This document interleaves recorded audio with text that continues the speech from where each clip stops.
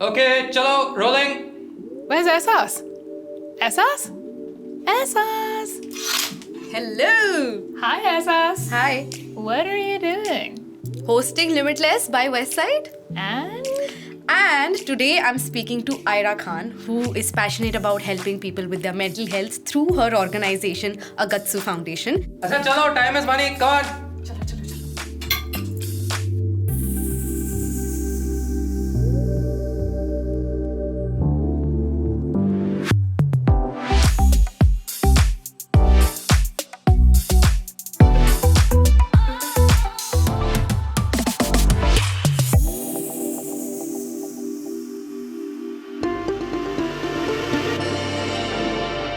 Firstly, big life event alert. You just got married. It looked so amazing. And very I saw a video of your parents walking you down the aisle. So sweet. Tell me about it. How is it going? The wedding was super fun. And I think, like, not just us enjoyed it. Like, everybody else also really enjoyed it, which was even more exciting. And life after that has been the same. Because honestly, we were married only. We just threw a party. Married life is exactly the same as before, which is how it should be. Because if it's changed, then maybe you didn't think through the decision. It should stay the same, technically. So yeah, it's going great. I read somewhere something that you said, and I think it resonated with a lot of people. And it resonated with me because, you know, there are times when you know something subconsciously, but when you read and when someone tells you it, you're like, oh, yeah, you're right. And this is exactly. So I'm going to actually quote you. You said your relationship with your parents is the most intense relationship that you will ever have. It's the most complicated relationship you will have because you care the most about what they say. So it will trigger you the most and it'll also make you the happiest. I don't think a lot of people realize how so much of who you are stems from the relationship that you share with your parents. And like my mother triggers me, but she also makes me the happiest person in the world. It really matters what she says. And there are so many times when like I know something and she says it and it becomes real. How did you navigate that? Like how did you come around to it? Because of my depression, I learned a lot of things that I wish I had been taught earlier. And I think that there were things that are kind of blaringly obvious, but they're so obvious that we kind of forget to say them to people. For example, for a few years, you've been hearing, right, that marriage is compromised and you have to work on your marriage and things like that. But that's the same with your parents also. Like, in any relationship, you have to work on it. Between parent and child, there's kind of no choice, right? You get the parents you get the child you get, and you both take the relationship for granted. But you can affect the quality of your relationship. You spend most amount of time with your parents. So we're great friends and we love each other, and then we go on a trip together and suddenly we hate each other. Because there are two aspects. One is the intensity of your emotional investment in the relationship. Then you spend 18 years in confinement with them. And so in that sense, all their behaviors, all the things that they usually do, the way they live their lives is most going to affect you on a day-to-day basis, as well as emotionally. What they say is going to impact me the most. When I make them proud, it'll make me happiest. When they find me funny, I'll, feel better about myself. Nobody really tells you you have to build a relationship with your parents. Also because you're a child. And at some point you turn into an adult where you are supposed to no longer see your parents as parents. You're supposed to see them as people. But that shift never happens, which means they are not allowed to make mistakes, which they will. And they will keep babying you, not intentionally. It's just very complicated. I realized that when my therapist said, so what are your parents like? And I was like, I don't really know them as people. I only know them as my parents. And how can I have a relationship with someone if I don't know them as them? And it's really weird and interesting to get to know your parents as people. Because also when you're growing up, you're always told that you need to only respect your parents. Your parents are always right. So you don't actually have a real conversation with them sometimes. You also said that to be loved, you need to be broken.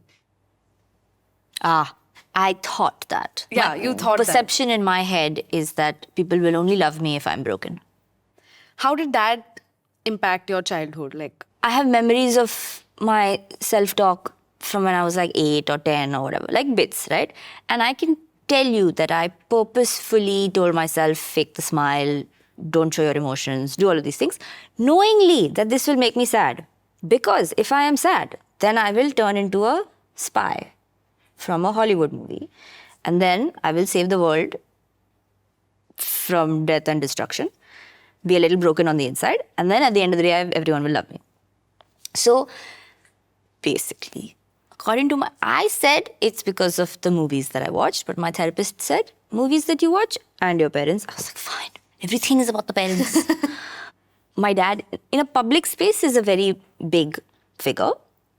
My mom may not be in the public space, but everyone in my family also takes my mother very seriously, even if the public doesn't know her. So from me, both of them are very smart, capable people.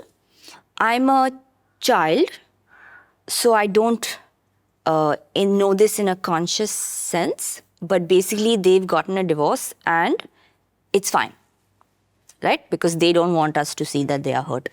Now, this is not a wrong thing.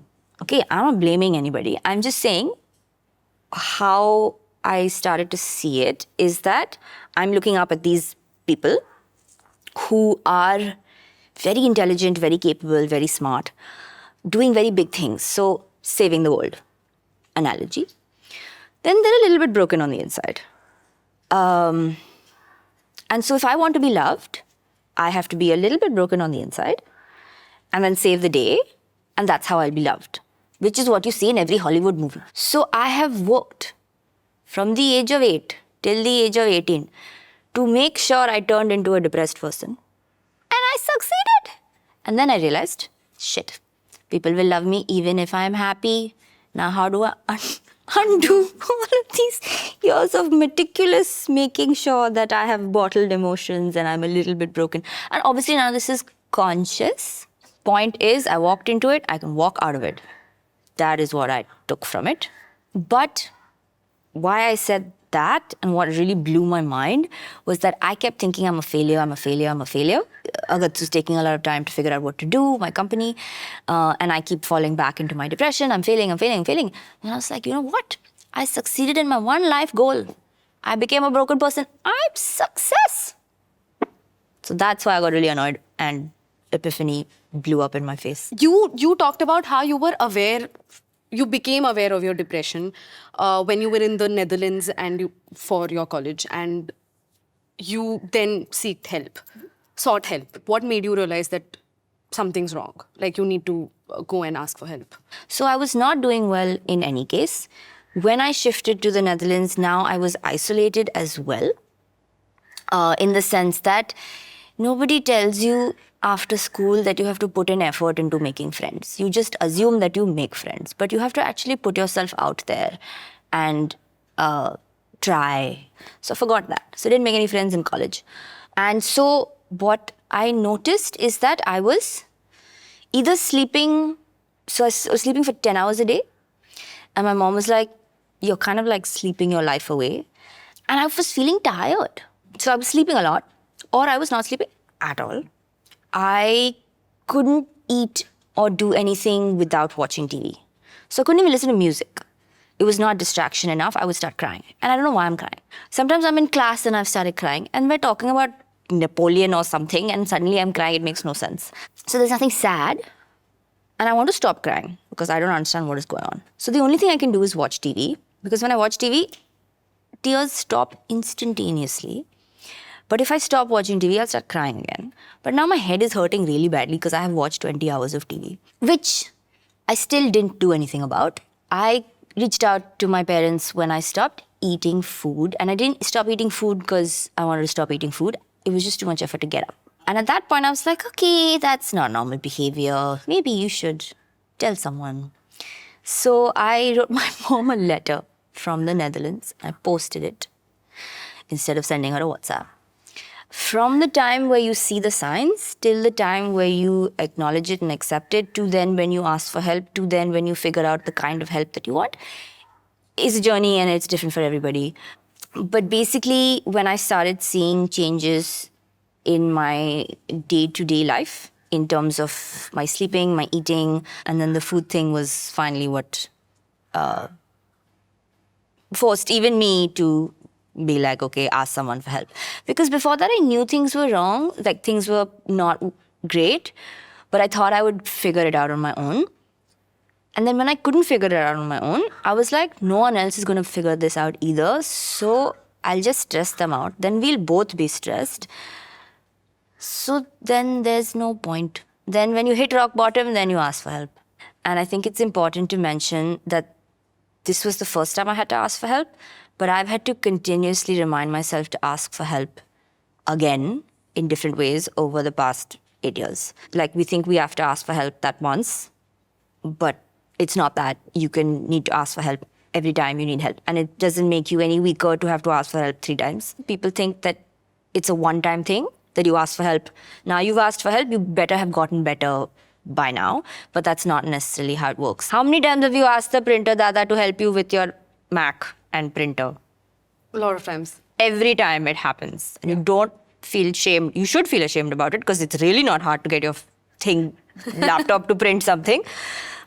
Asking for mental health, you feel shamed. But what you said is completely right, because I remember I was introduced to therapy very recently, and I for the longest time thought that I don't need therapy. Matlab, it's fine, like I can figure this out on my own. But the first time I asked for help, I thought that this was it. Okay, I'm fine now. And to bring myself back to go and like text her again and ask for another appointment was a task for me. It took a lot of courage, and just like, not just courage, it's just like just energy to like pull myself together and just ask for it. Because firstly, I feel like a lot of people are scared of therapy. Like, they think that this is, something's going to happen, nothing's wrong with you, but if you go to therapy, something will go wrong. Like, this is what I thought for the longest time. But now I've come around to like, again and again asking for another therapy session. Now I'm more comfortable. I've been in therapy for 8 years. I go 3 times a week. And I still need it. Totally, I get it. You've also said that you feel like a lot of people judge you because you have the privilege of growing up in a prominent family. What is the judgment that you think you get? And do you also judge yourself? Because usually when you feel like you're getting judged, you tend to judge yourself. I don't read my Instagram comments, and I don't read the newspaper, and I live under a rock. It's great. Before social media, they were people, and there's your family, and I never felt judged in that sense. When I started talking about my mental health, there was a lot of comments and conversation about how I'm supremely privileged, and therefore I can't have depression, and I should go to the gym, work at an NGO, pray to God, stuff like that. I judged myself the most. That's the answer. I judged myself, and that is the thing that impacted me the most. Because the way my depression shows itself is that I sleep too much or I sleep too little. I watch too much TV and I cry. Nothing is imminently life-threatening. I didn't get into any sort of drugs or substances. I don't do rash things. There's no immediate threat to life. So even my head is telling me, shut up. In terms of what people say, I get it.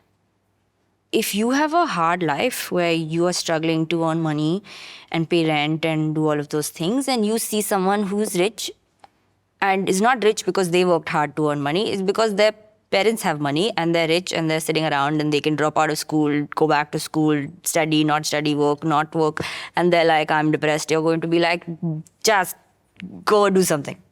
So I get it. I get where they're coming from when they feel like life is unfair or it doesn't make sense to see someone with this kind of life go through this. Because I also felt the same thing. Also, social media portrays people and their lives in a very black and white manner. So you only see one aspect of someone's life, and there's so much going on in your own life that you don't have the time to sit and be like, okay, let me compassionately understand the other side of you that is being hidden in any case. So I will have to really hunt and search to find, I'm just going to respond to what I see in front of me. So I get that, and I don't begrudge them for it. I just don't read my comments because that's what I need to do to safeguard my mental health. Also, it's really difficult to understand. We don't have enough awareness and we don't have enough psychoeducation. So I can't just blame you for judging me because no one taught me, no one taught you, nobody taught anybody. And you cannot understand it if you have not been through it. So even Popoy, my husband, we've spent our entire relationship building a communication and he does not get it. But he believes me when I say that beyond this point, I know there's something, I don't know what it is. I don't understand it. It makes no sense to me, but I believe that it's there, which is the best you can get to if someone has not experienced it. And this is after he sees me day in and day out struggling. So I feel like the awareness and the knowledge about health, not just mental health, because it's all connected, and psychology and all of these things, not having that plays a big role in people's understanding of my experience, someone else's experience, all of it. Because on one side, people say, oh, only rich people get depressed. On the other side, if you look at it, poverty leads to depression and depression leads to poverty. So actually a big section of people who have depression are below the poverty line. Everybody who thinks that depression is for rich people or mental health disorders are for rich people, go to any government hospital and go to the psychiatric ward. You will see all sorts of people there. Rickshaw drivers, library, anybody, clerks, everybody.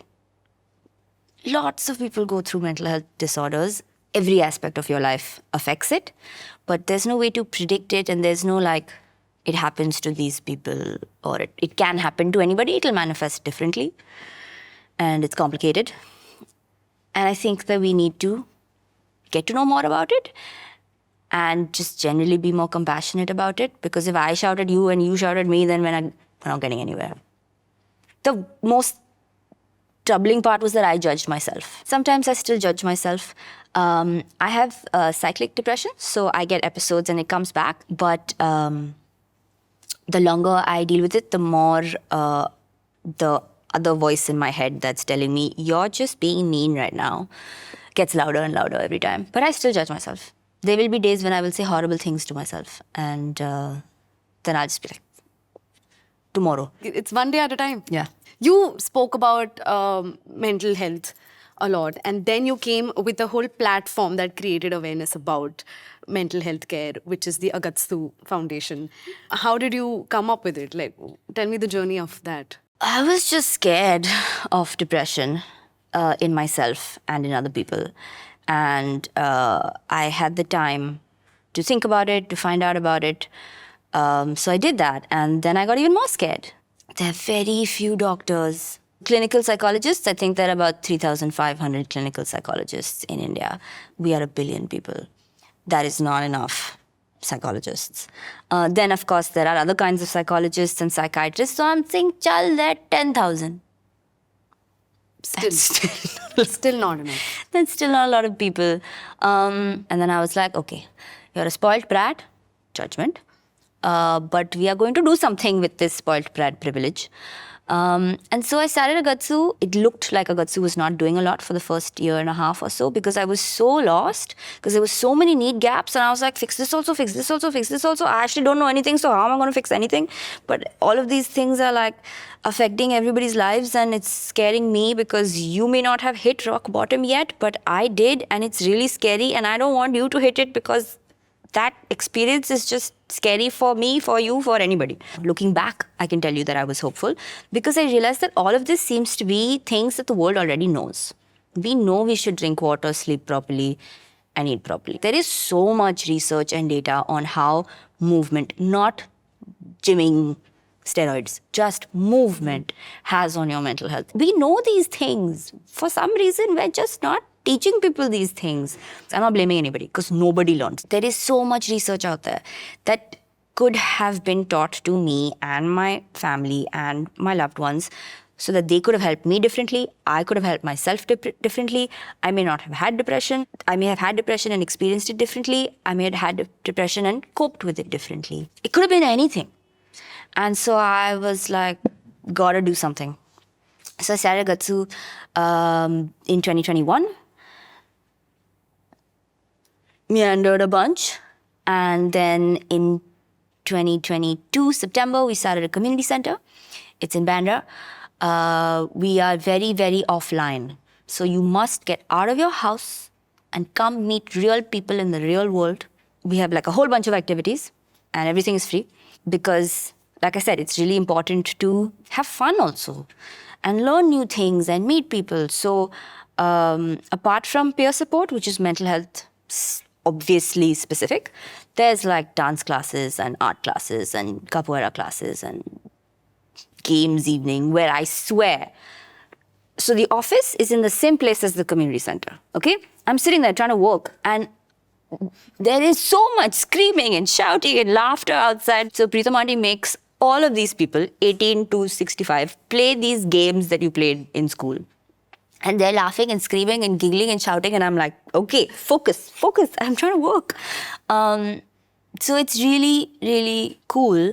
And I actually had a really bad depressive episode very soon after the community center started. So I actually like tapped out and didn't go to work for about 8 months.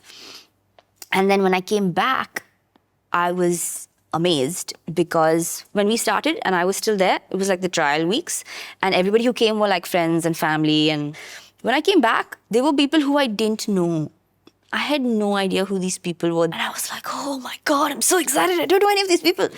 And when I saw what it was doing for them, I was like, okay, you're fine. We don't suck. 2 people at a time, that's fine. And then it's really picked up since then because I realized that it's like people just feel lonely and they just need someone to talk to. Sometimes they just need a teacher who's not going to shame on you for taking time to learn things. So yeah, we started the community center and then we started a clinic for subsidized therapy. We look at it from a preventative point of view and we don't look into serious mental health disorders. And then we have referral systems for things that we can't help you with. I see how passionate you are about helping people with their mental health. And I love what you're doing with Agatsu. Actually, it just sounds amazing. And I also, I constantly feel when I think about it, in India, we don't have things like these mental health groups and communities. And just I feel like yours is the first time I'm hearing something like this, to be honest. Me too. Which is not fun because I'm trying to figuring out how to do it. But you as started I go it along. and I think you inspire a lot of people to do this. Thank you. Is there anything like a change or an impact that Agatsu had on someone, that a story that you heard that stayed with you? Yeah, so many. So we started off in Pali village and in the beginning we went door to door to people. And so we didn't expect it. But suddenly we had lots of older people coming and we were like, okay, cool. They came for everything, anything. It didn't matter what it was because they just wanted a place to come. So we have a lady who's about 84 and she came for capoeira, which is an Afro-Brazilian martial art, guys. And we realized that her memory started to, I'm not going to say her memory improved, but basically her cognitive degeneration slowed down. Like the first month we had an open mic and we were playing a memory game and she couldn't remember people's names. And then the 3rd month she came, she remembered everybody's name. So we don't ask people if they have a mental health disorder or anything. And so there was this person who was coming regularly. And then someone from their family came to meet us and they told us that, for about a year or 2 years, they hadn't left the house. And since they discovered Agatsu, they've been coming every day. And even now, that's the only thing they do in the day. So they're in bed all day. They don't even watch TV, but they come for the Agatsu 3 classes that they're going to attend in that day, and then they go back home. And I was like, if we ever need to close the center on even one day, I'm going to feel so bad. So I feel like it has made an impact on people's lives. And we're a really small team. So if they've come 3-4 times, then I know them by name. So it's really cool to see these people. And there are lots of people who've come for therapy who would have never thought of coming for therapy before. We offer therapy from 50 rupees to 750 rupees, whatever you can afford. Somebody came from Gujarat for therapy. I was like, I'm very excited and so sorry that you don't have help there. On those days, I'm just like, thank God. And if I am helping 10 people, I am helping 10 people. I am so happy about helping those 10 people. And it's really nice to see people take their mental health sincerely and pay attention to it. I don't know. It makes me want to come here and just like visit. Also come and just paint and read. We have a massive library with some really cool books, which I stole from my parents' bookshelves. So yeah, you can, even if you don't want to come for an activity, you can just come and I'm just gonna come and chill. see, like hang out. Yeah, for sure. We have a cat.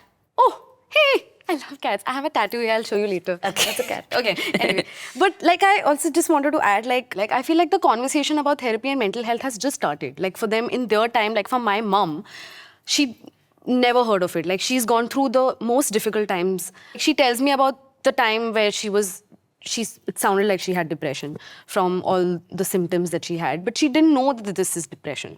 Like she thought that this is how it is, and she dealt with it. I don't know how she dealt with it. So I feel like now that she's past all of it, like still there's so many things. I tell her to go see a therapist, and she still is worried and scared, and she's like, no, I don't need it. But this is what I'm saying. Like I think through Agatsu, it's going to help a lot and create that change. What I like about Agatsu is that it's kind of like a stepping stone where you get to dip your feet into the idea of paying attention to your mental health. I mean, it's like you take that first step. Now you have a choice if you want to take the second step. But and go for therapy or not go for therapy, if you feel like peer support is something that you'd rather do. Because there are many different kinds of ways in which you can work on your mental health. And so what I like about Agatsu is it gives you that little place to sort of play around. So I think in that sense, I agree with you that it's a nice, not so scary place to sort of figure out what you want to do. Right. Because like a lot of people have been through so much and they just, I don't know how they did it before, without help. On that note, is there like a exercise that you have for people who are like having like a panic attack or like they're very anxious or nervous or just not feeling right? Is there like an exercise that you want to tell our viewers and listeners? Okay, so there's no one-stop shop trick thing, okay? But something that I realized that everybody talks about is breathing. And what I find most frustrating is that people give you the breathing exercise, but they don't necessarily tell you why it's working. And so if you need to tweak it, you can't. So I find it more helpful to explain the essence. And then you choose which Instagram reel you want to follow. When you're feeling anxious, basically your sympathetic nervous system is activated. Fight, flight, freeze. One of the things that scientifically will help you feel better is if you activate your parasympathetic nervous system. One of the most common ways to do that is breathing. However, if someone is extremely stressed and you're like, breathe, they're not going to be able to breathe. Which is why people say practice. If you do it regularly, your body and your mind understands how to do it. So then even if you're struggling, it's easier to do than if it's the first time you're ever trying to meditate. That's one thing. The second thing is that you can't do it for 30 seconds. You have to do it for 10 minutes. The signal needs to reach the nervous system that you are safe. Only then will you calm down. So hold through the beginning and keep breathing, even if it doesn't feel great immediately. And this is what I mean about tweaking. So we can do box breathing because it's the simplest thing to do. All it means is breathe in for the same amount of counts, hold for the same amount of counts, breathe out for the same amount of counts, and hold for the same. So breathe in 4, hold 4, breathe out 4, hold 4. If you're panicking and you can't hold 4, it's okay, hold 2. Breathe in 2 counts, hold 2 counts, breathe out 2 counts, hold. And then you can make it 3 and then 4 as you start feeling calmer. You can make it work however you need to make it work. If you have a square thing in front of you, it is easier. Yay! Because sometimes counting gets confusing. I forget whether I'm breathing in or breathing out. Honestly, it always happens to me. So I'm not going to do it so that I count correctly. You do it. I'll do it. Breathe in, 2, 3, 4, hold, 2, 3, 4, breathe out, 2, 3, 4, hold, 2, 3, 4. Now this will make no difference to you unless you do it for 5 minutes. Mm-hmm. And for me, when I meditate for 10 minutes, I feel better for the next 45 minutes. As long as nothing else triggers me then.